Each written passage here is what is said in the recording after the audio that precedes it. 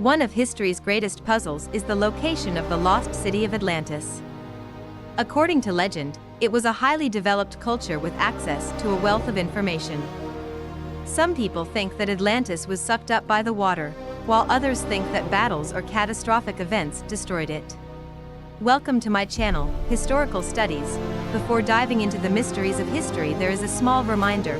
If you are really interested in this kind of information, do not hesitate to subscribe to my channel and hit on the bell icon if you don't want to miss out on our new videos. The identity of the ancient Greek philosopher Plato would have become lost to history long ago if his writings did not reveal so much truth regarding the human condition. William Henry, who is an author and investigative mythologist, says, going back 5,000 years, we have sacred texts that tell us there was an antediluvian civilization. There was a great flood and there were survivors. The Mesopotamians speak of this and the Epic of Gilgamesh, and the Egyptians speak of this in the Edfu creation text. Plato learned from the Egyptians that there was once a civilization called Atlantis that existed 9,000 years before his time. Around 360 BC, Plato discussed the mythical continent of Atlantis in two of his dialogues, Timaeus and Critias. The existence of this pre-flood civilization is a topic of much discussion among historians and academics. There have been claims that the South Pole may contain remains of Plato's devastated civilization. Could the riddle surrounding the Antarctic continent soon be solved as more and more puzzle pieces continue to fit together? And if so, what could we possibly learn? The stones that were connected with the underwater city. He claims that the laws of Atlantis were written on a pillar that was kept inside the temple of Poseidon in the city's center. The enigmatic Atlantean material used to create this pillar was termed orichalcum, which translates to of unknown origin. The crimson light of orichalcum allegedly blazed at the Poseidon temple. Jonathan Young, a psychologist and the first curator of the Joseph Campbell Archives, claims this. The visitors to this holy site were seekers, and they were drawn in by the metal's copper hue. The ramifications of this are spiritual. This metal was supposed to have a certain quality that resonated with the divine. Orichalcum has 20% zinc and 80% copper. This is intriguing because zinc doesn't exist in nature. In nature, zinc only appears as sphalerite. It is a combination of zinc and sulfur. You have to extract the zinc from this sulfide in order to produce zinc.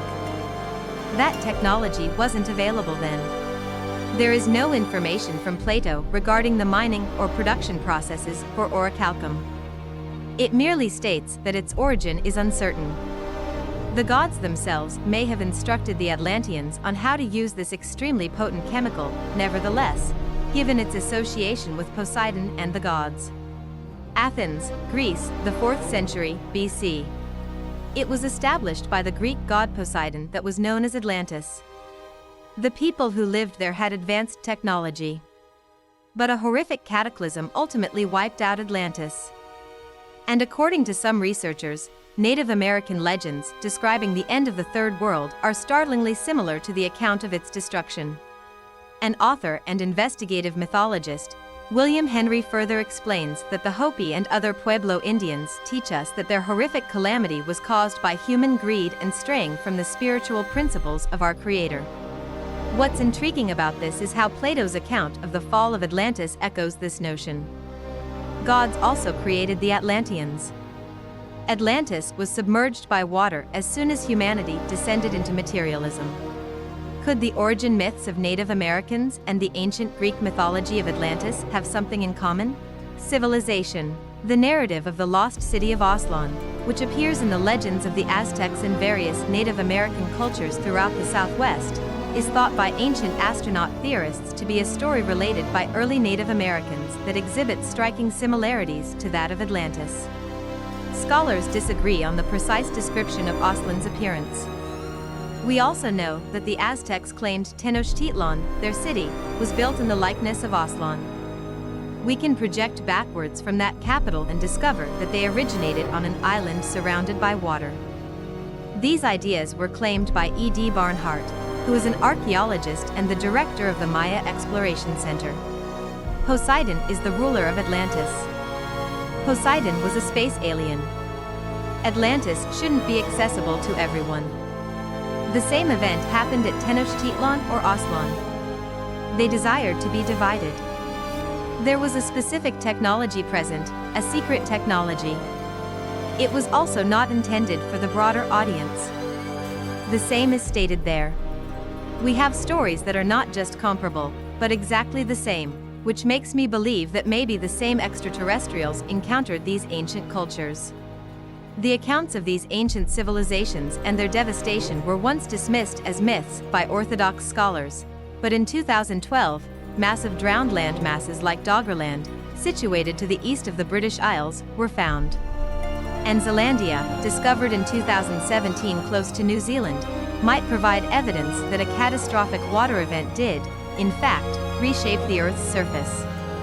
Could it be that ancient traditions from all over the world share similarities with Native American tales of star people and extinct civilizations because these cultures all encountered the same extraterrestrial visitors?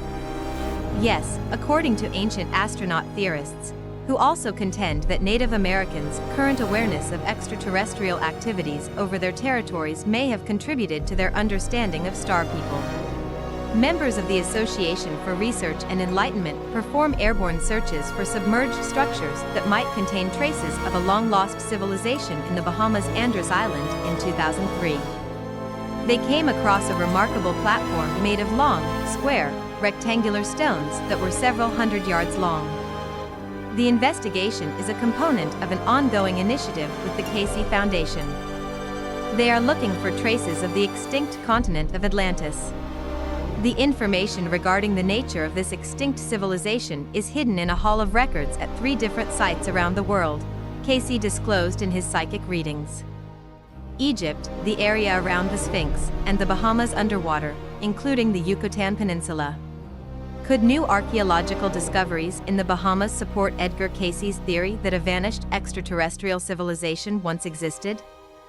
And if so, should his projections for the next generation of humanity worry us? The last piece of the puzzle that will completely alter how we think about the past of the world is about to be revealed to us. Will we find it before it's become too late, though? Thanks for being to the end of the video. Don't forget to like, share, subscribe, and tell us what you think about this video below in the comments section. Let's meet again with a more mysterious video.